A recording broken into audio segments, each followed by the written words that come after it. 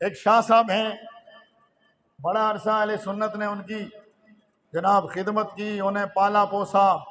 انہوں نے آپ نے فرمایا رب تو کہتا ہے کہ ان کے لیے استغفار کرو جو تم سے پہلے گزر گئے، اور یہ لوگ ان کے بارے میں غلط باتیں کرتے ہیں اور ان کے بارے میں سب و شتم کرتے ہیں، کیا ہمیں نہیں مانتے؟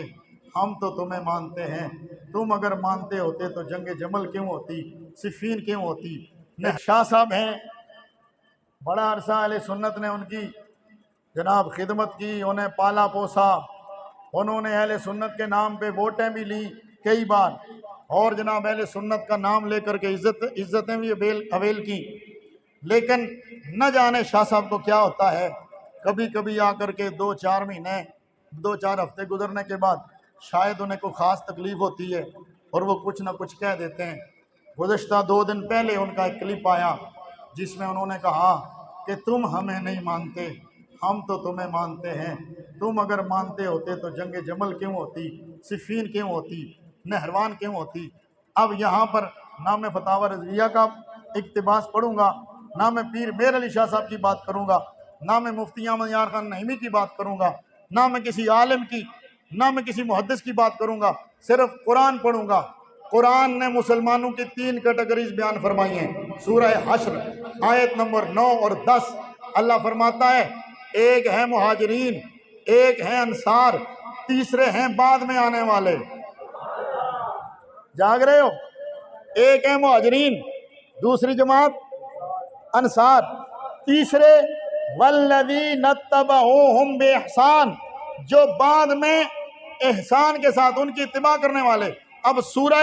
حشر کی 9-10 آیت میں رب تعالیٰ نے مہاجرین اور انصار کا ذکر پہلے کیا نا، انہوں نے یہ اسلام کے لیے قربانیاں دی، ایک دوسرے کا اتنا خیال رکھا۔ اب بعد میں آنے والوں میں رب نے صاف بتا دیا جو ان والے ہوں گے، احتجاج کے بولو ذرا سبحان اللہ، کیا ہے؟ فرمایا والذین جاءوا من بعدهم یقولون ربنا اغفر لنا ولإخواننا الذین سبقونا بالایمان ولا تجعل فی قلوبنا غلا ولا تجعل فی قلوبنا غلا ولا تجعل فی قلوبنا غلا للذین آمنوا ربنا انک رؤوف رحیم۔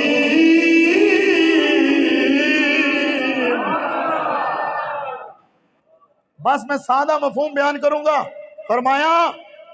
مہاجرین انصار یا پھر مومن وہ جو بعد میں آنے والے کہتے ہیں یا اللہ ہماری بھی مغفرت فرما،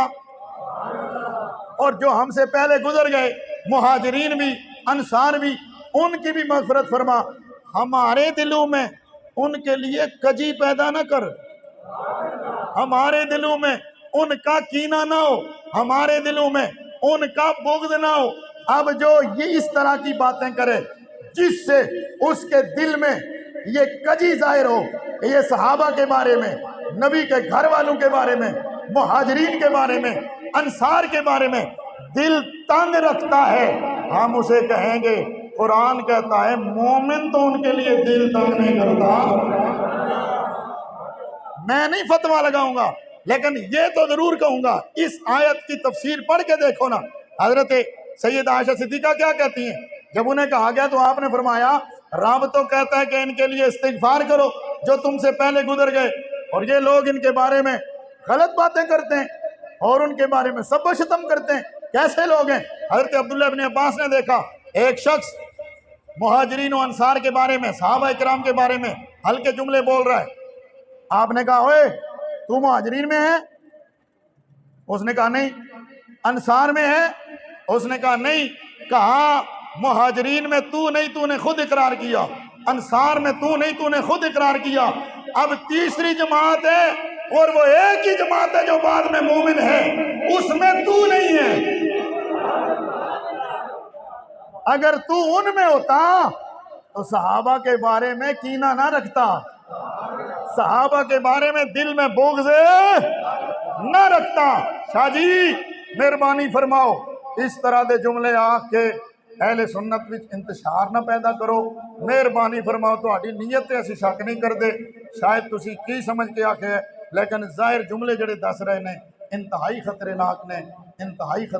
نے اللہ تعالیٰ سانو صحابہ دی سچی محبت عطا فرماوے۔ اور قرآن مجید نے بھی کہا نا، چلو کم از کم جمل والوں کے بارے میں تو یہ موجود ہے نا کہ مولا کائنات نے فرمایا کہ یہ جو ہمارے بارے میں ہے کہ